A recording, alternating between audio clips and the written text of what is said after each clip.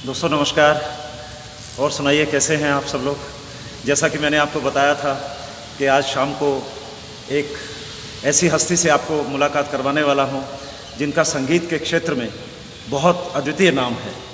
और जैसा मैंने आज दिन में पोस्ट भी डाली है कि पंडित विजय शंकर मिश्रा जी, आज दिल्ली में बहुत बारिश हो गई थी और तकरीबन 6 से 7 आप कपड़े देख रहे होंगे मेरे, काफ़ी कपड़े भीगे हुए हैं क्योंकि वहाँ से यहाँ आते हुए।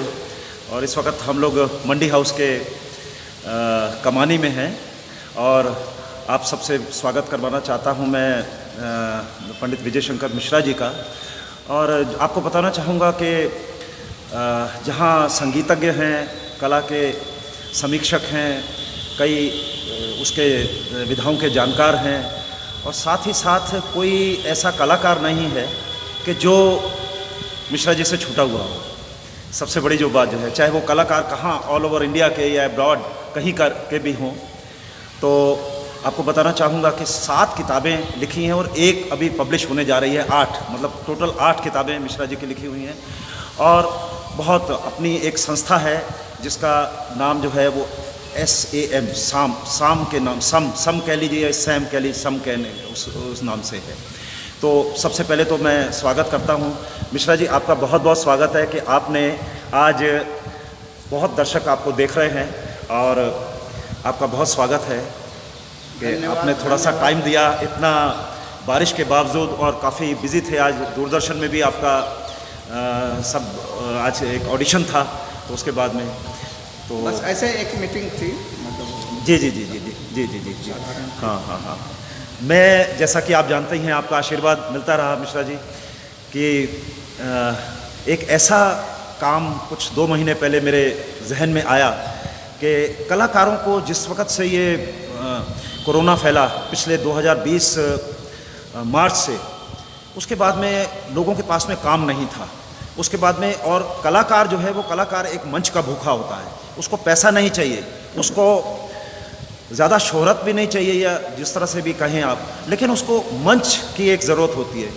तो यही कुछ दिमाग में आया और सबसे बड़ी बात ये रही कि हम लोगों ने, कुछ लोगों ने मिलके गंगा यमुना कल्चरल सेंटर, जो बनारस और दिल्ली दोनों जगह काम करने का, और इसके साथ साथ चंडीगढ़ से प्राचीन कला केंद्र भाई सजल कौसर जी, डॉक्टर शोभा कौसर, डॉक्टर समीरा कौसर, इन सब लोगों ने साथ दिया।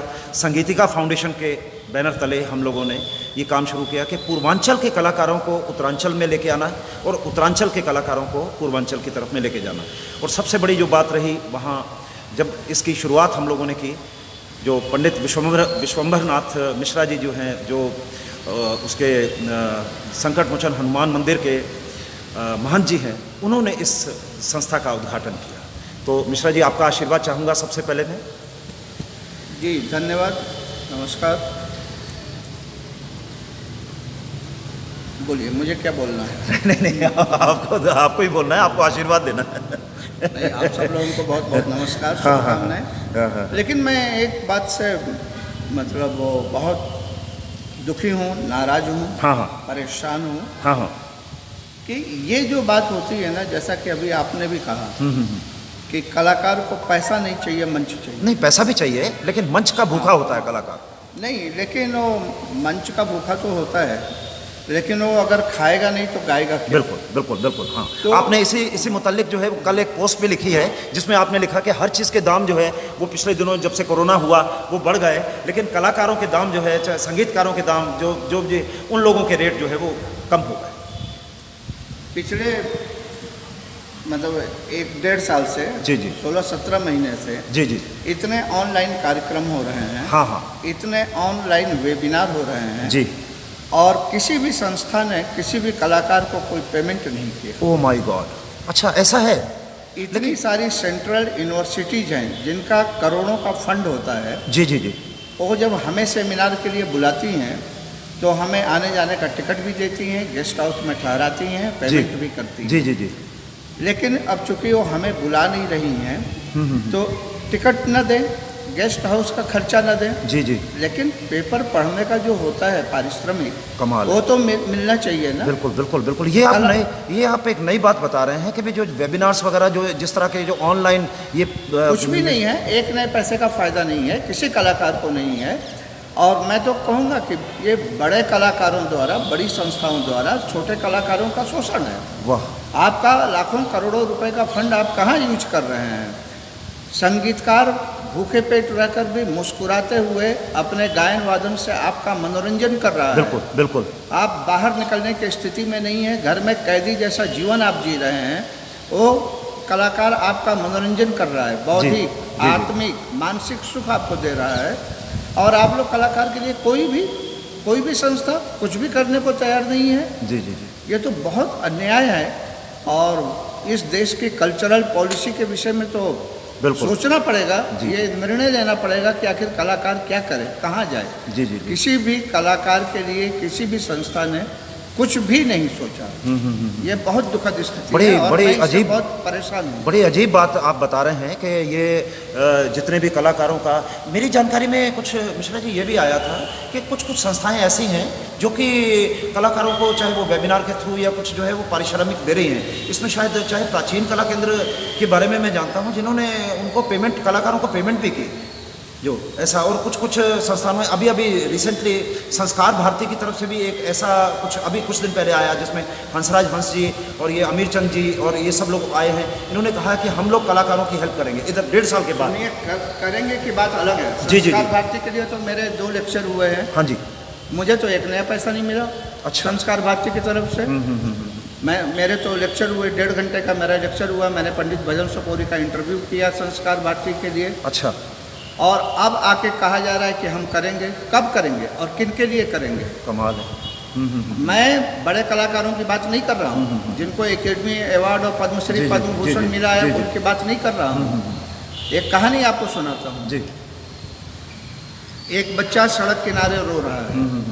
वहाँ एक गाड़ी रुकती है, कार से एक बच्चा उतरता है। वो अपनी माँ से पूछता है ये बच्चा क्यों रो रहा है?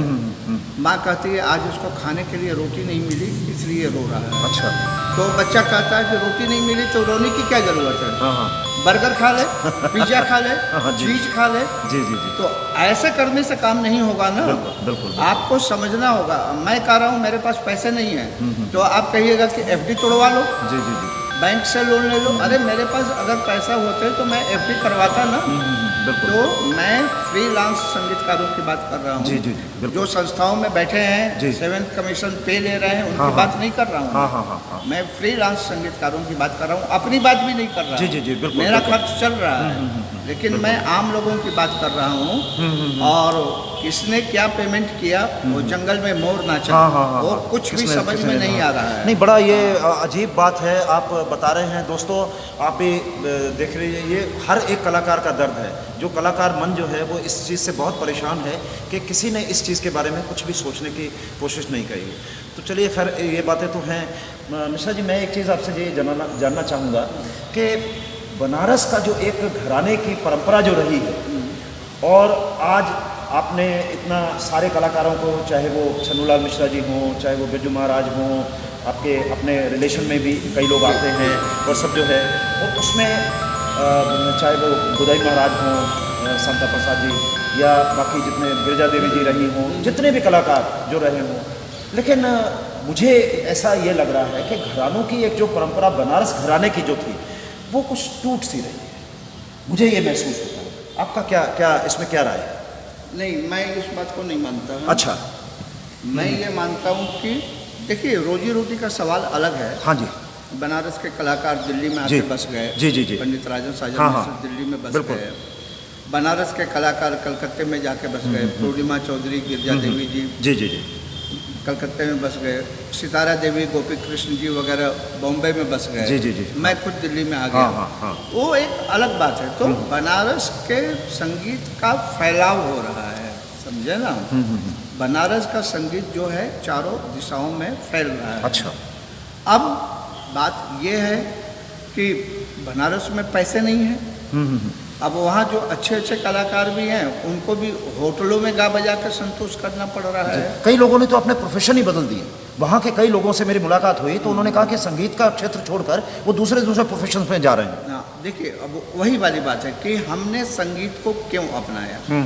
जिन्होंने पैसे के लिए अपनाया, जिन्होंने इसको धंधा समझा, वो तो बदल लेंगे। जी जी जी। आपकी साड़ी की दुकान है, जी जी। आपकी साड़ी की दुकान नहीं चल रही है तो आप दूसरा चीज बेचने लगेंगे। हाँ, हाँ। अगर आपको दुकान चलानी है।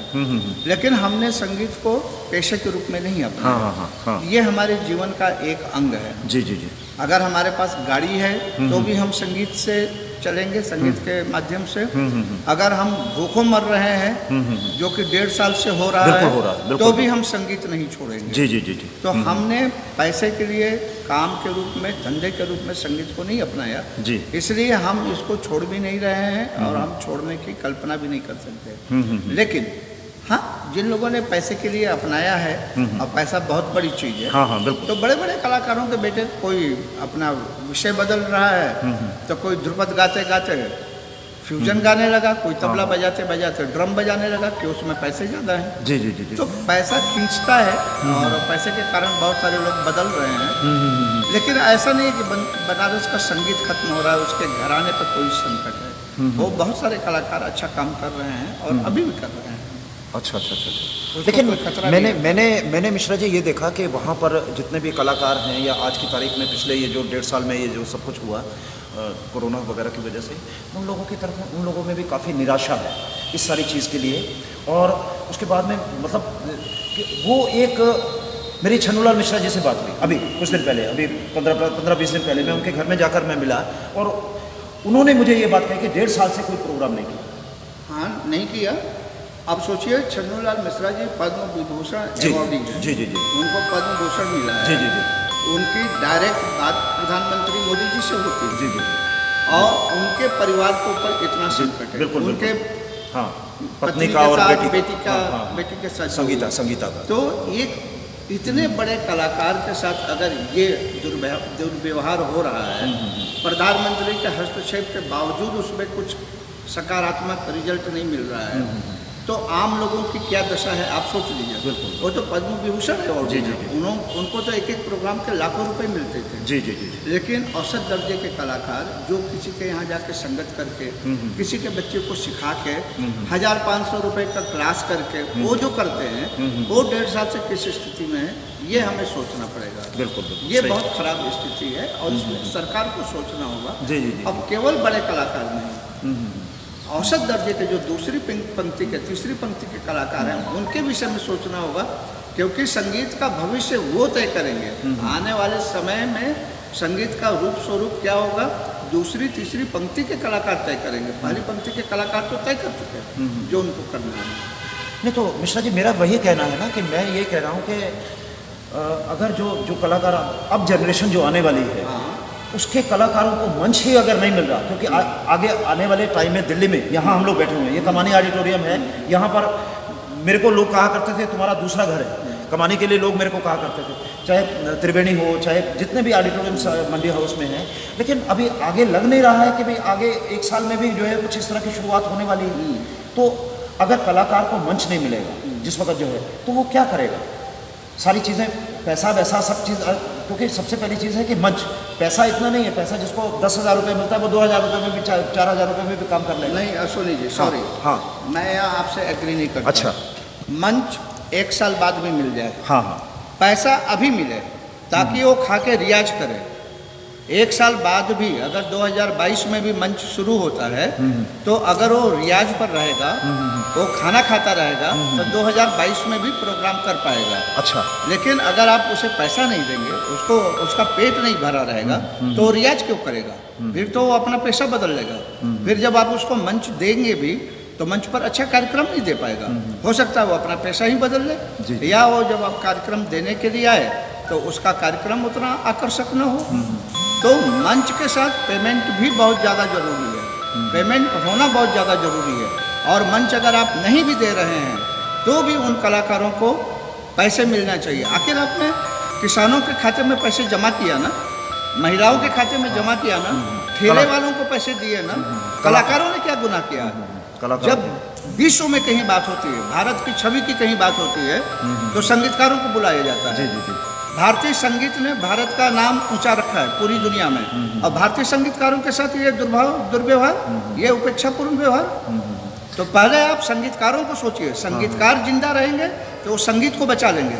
आप संगीत को जिंदा रखने की कोशिश करें, पत्तों पर पानी दे रहे हैं और पेड़ को आप काट रहे हैं, जड़ को काट रहे हैं, तो जड़ों को सींचिए, तब फूल लगेंगे, तब फल लगेंगे। तो इसका मतलब, कहने का मतलब यह है कि मिश्रा जी, जो संस्थाओं को या मिनिस्ट्रीज़ को या जो कल्चर मिनिस्ट्री ऑफ कल्चर है या संगीत नाटक अकादमी है या जो उससे जुड़े हुए कथक केंद्र हैं, इन लोगों ने कलाकारों के बारे में या जो इनके फंड्स होते थे, जो भी कुछ होता था, उसको इन लोगों ने खर्च नहीं करके, इन लोगों ने कलाकारों को यूटिलाइज करके, या मिनिस्ट्री ने या कहीं कोई पैसा जो है वो नहीं दिया। देखिए, मिनिस्ट्री ने तो यूटिलाइज नहीं किया जी, ठीक है। कथक केंद्र की आपने नाम ली जी, कथक केंद्र में जो सर्विस कर रहे हैं उनको तो पेमेंट मिल रहा है। जी बिल्कुल बिल्कुल। मैं ये कह रहा हूँ कि जो फ्रीलांस संगीतकार हैं जी, और जिन लोगों का ऑनलाइन कार्यक्रम हुआ है, जी जी, उन लोगों को आप जब ऑनलाइन उनका प्रोग्राम करवा रहे हैं जी, उन ऑनलाइन उनका इंटरव्यू कर रहे हैं, ऑनलाइन उनका व्याख्यान करवा रहे हैं, तो उनको आप कुछ तो पेमेंट कीजिए। वो क्यों नहीं हो रहा है? अच्छा, कथक केंद्र अपने यहाँ किसी को बुलाता है तो पेमेंट करेगा, संगीत नाटक अकेडमी बुलाता है तो करेगा, लेकिन संगीत नाटक अकेडमी की लिस्ट में जो कलाकार हैं और जिनको अभी प्रोग्राम नहीं मिल रहा है, उसके लिए भी उनको सोचना चाहिए। मिनिस्ट्री ऑफ कल्चर के उसके लिए भी सोचना चाहिए, संस्कार भारती को उसके लिए सोचना चाहिए। मैं अपनी बात करता हूँ, गुड़गांव संस्कार भारती के गुड़गांव शाखा का जब शुभारंभ हुआ जी, तो मेरे सम के कलाकारों द्वारा उसका उद्घाटन किया गया। हाँ जी जी, सम के कितने ही कलाकारों ने उसमें अपनी प्रस्तुतियाँ दी। मेरा अपना इंटरव्यू उसमें हुआ। उसके सेंट्रल जो ब्रांच है, मेन ब्रांच है, उसके लिए मैंने पंडित भजन सुपुरी का इंटरव्यू किया। हमें तो या किसी कलाकार को नहीं मिला। अब एक बात देखिए कि गायक गाने के लिए बैठ जाता है फ्री में, लेकिन संगीतकार जो उसके पास आते हैं वो तो पैसे मांगते हैं। अब कलाकार उनको भी खुद पेमेंट कर रहा है। मुझे धुला हुआ कुर्ता तो पहनना पड़ता है, मैं घर में तो लुंगी बनियान पहन कर रह लूँ। बिल्कुल, लेकिन बाहर लेकिन जब हम टीवी पर आते हैं, कैमरे के सामने आते हैं, तो धुला हुआ कपड़ा पहनते हैं, घर के साथ सजावट करते हैं, उसमें तो हमारे पैसे लगते हैं। तो ये संस्थाएं क्यों नहीं सोच रही हैं जिनके हाथ में पैसे हैं? तो मिश्रा जी, मेरा अब कहना हम लोगों का मतलब एक राय ऐसी बन रही है, या जैसे आपका भी कहना यही है, मेरा भी सोचना यही है, तो यानी कि चाहे वो सरकारें हों, चाहे वो प्राइवेट संस्थाएं हों, उन सब लोगों को मिलके ये बातें, ये चीज़ें जो है वो उसके साथ में जो है वो सोचनी पड़ेंगी और करना पड़ेगा ऐसा कि, लेकिन कलाकारों को भी थोड़ा सा इस मामले में जो है वो थोड़ा सा स्ट्रिक्ट होना पड़ेगा कि इस तरीके से कि, क्योंकि जिस वक्त उनका साथ उन संस्थाओं ने नहीं दिया, लेकिन जिस वक्त वो आएंगे तो सारे लोग जो है फिर जाके उनकी गोदी में बैठ जाएंगे। नहीं, गोदी में बैठ जाने की बात नहीं है। कोई कलाकार जाके ऐसे किसी की गोदी में नहीं बैठता जो सच्चा कलाकार होता है। मैं अपनी बात कहूँ तो मैं तो बनारस का रहने वाला हूँ। जी जी जी, मैं शंकर की नगरी का हूँ, जो भांग धतूरा खा के और मृगछाला पहन कर रहने वाला आदमी है। हमें कोई लोभ लालच नहीं है। जी जी, मैं कबीर की नगरी का हूँ, जो घर फूके आपनो चले हमारे साथ। मैं अपने घर में खुद आग लगा के और सुख से बैठने वाला आदमी। तो किसी के गोद में बैठने का हमें शौक नहीं है, लेकिन कलाकार किसी के साथ निष्ठुरता से पेश नहीं आता है। जब कोई उससे हाथ जोड़ के कहता है कि पंडित जी आप हमारे लिए कर लीजिए, 2 बार जब कहता है तो हम कहते हैं कि अच्छा चलो कर लेते हैं। तो ये जो इनकार हम नहीं करते हैं, हम जो किसी से बहुत कड़ाई से पेश नहीं आते हैं, उसका फ़ायदा उठाया जाता है। जी जी, हम किसी के साथ बदतमीजी से पेश नहीं आते हैं। हमें मालूम है कि जिनके लिए हम फ्री प्रोग्राम कर रहे हैं, उन्हीं के बड़े अधिकारियों से हम जब मिलने के लिए जाएंगे तो वो कह दिया जाएगा कि साहब वो भी बहुत बिजी हैं। हमें ये भी मालूम है। बिल्कुल बिल्कुल, लेकिन फिर भी हम लोग कला की सेवा करते हैं। और जैसा मैंने कहा कि पैसा को कभी भी हम लोगों ने आगे नहीं रखा, पैसा को कभी भी मेन नहीं बनाया, इसलिए संगीत की सेवा करते जा रहे हैं। लेकिन हम जो सेवा कर रहे हैं, जिनके लिए कर रहे हैं, उनके लिए तो आदमी सोचे थोड़ा सा। बिल्कुल बिल्कुल, कोई शक नहीं। तो दोस्तों, जैसा कि आप देख रहे हैं कि ये सब बातचीत हुई है, और जहाँ तक मेरी सोच है या सब कलाकारों की सोच है, वो सब एक ही सोच है कि एक उदासीन रवैया जो है, चाहे वो सरकारों का, चाहे संस्थाओं का, या जितने भी उससे जुड़े लोग हैं या जो कैपेबल हैं जो लोग जो है उनका, तो ये सब चीज़ें जो है उन लोगों का सहयोग बहुत ज़रूरी था और आज की तारीख में भी है। अभी भी है, उनकी ज़रूरत अभी भी है। और मिश्रा जी, जाते जाते आपका जो लोग मेरे साथ में जुड़े हैं, बहुत आपका धन्यवाद करता हूँ, थैंक यू करता हूँ। किसी के क्वेश्चन नहीं ले रहा हूँ आज मैं, किसी से कोई वो बात नहीं करवा पाऊँगा या कुछ नहीं कर पाऊँगा, क्योंकि ये बात थोड़ा सा सीरियस डिस्कशन था।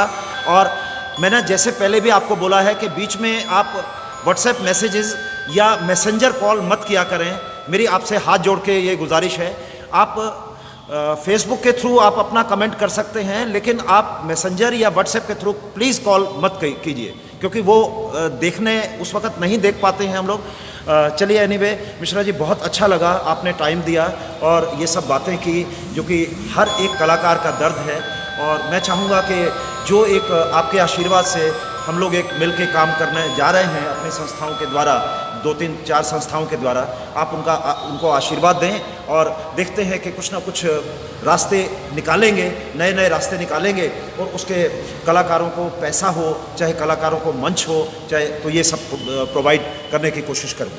धन्यवाद, आप अच्छा काम कर रहे हैं। और जब आदमी की नीयत अच्छी होती है तो भगवान जी, उसका साथ देते हैं। बिल्कुल बिल्कुल। भगवान का आशीर्वाद नियत की बात आपको बताना चाहूँगा कि जिस वक्त मैं बनारस में गया हूँ, तो इसी साफ नियत को लेकर मैं गया जिस वक्त, तो वहाँ पर लोगों का, बनारस के लोगों का, बनारस के आसपास के लोगों का मुझे इतना सहयोग मिला कि मैं जो चीज़ सोच के गया था उससे 100 गुना ज़्यादा जो है वो मुझे बनारस या बनारस के आसपास के लोगों ने दिया। मिश्रा जी, हाँ, बनारस की धरती पे जो जाता है वो बनारस का होकर रह जाता है। ये बाबा विश्वनाथ की कृपा से, संकट मोचन हनुमान जी की कृपा से और बाबा काल भैरव की कृपा से। और कहा गया है, चना चबेना गंग जल जो पुरवे करतार, काशी कबहू न छोड़िए विश्वनाथ दरबार। वाह, क्या बात, तो ये बनारस की क्या बात। इसको दोबारा बोल दीजिए इसको। चना चबेना गंग जल। वाह, वाह। खाने को अगर चना मिल जाता है, पीने को गंगा का पानी मिल जाता है। जी जी। चना चबेना गंग जल जो पुरवे करतार, अगर भगवान आपको ये देता है तो काशी कबहू न छोड़िए